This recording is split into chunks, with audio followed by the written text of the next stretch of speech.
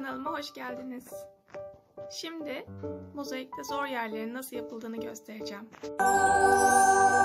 Dönülmesi gereken yerler ya da taş kesilmesi gereken yerler, tam taşın sığmadığı yerleri göstereceğim. Küçük bir demo hazırladım. Görüşmek üzere.